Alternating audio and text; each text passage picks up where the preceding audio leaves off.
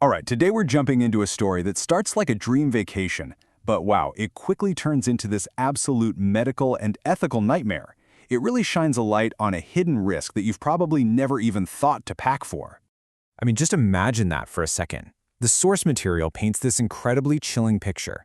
You're supposed to be flying home, all relaxed and happy, right? But instead, the airplane cabin basically turns into an emergency room at 30,000 feet.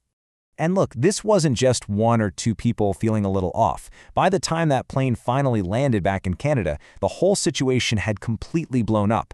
Paramedics literally had to board the aircraft to treat 7 people who were just violently ill. What an absolutely terrifying end to what was supposed to be a perfect vacation.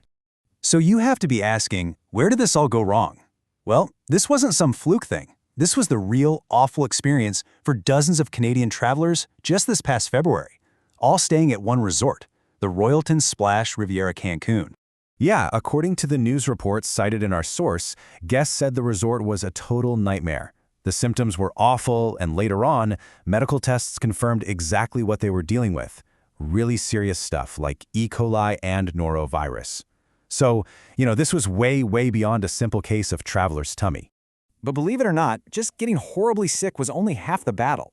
What allegedly happened next is where this story takes a really, really disturbing turn. It's all about a shocking choice that these sick guests were supposedly forced to make when they were desperate for help. So get this. The core allegation here is just wild. Guests are claiming that they were basically prevented from seeing the on-site doctor. And the one condition for getting medical care? They had to sign a non-disclosure agreement first. A legal contract to keep them quiet. Okay, so here's the alleged deal they were offered. It was a pretty stark choice. On one side, if you're the sick guest, you have to promise you won't say a word about it online. No bad reviews, no Facebook posts, nothing. In exchange for your silence, the resort would then waive the massive $900 medical fee. So, you either pay a ton of money or you sign away your right to tell people what happened. This whole incident just makes you wonder, who's really responsible for your health when you're traveling? The source we're looking at today, which, by the way, comes from a travel medicine company, argues that the power really needs to shift back into our hands, into the traveler's hands.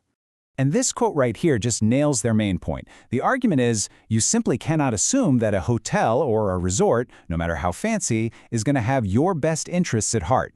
The best defense, they say, is being proactive. It's preparing for the worst before you even zip up your suitcase.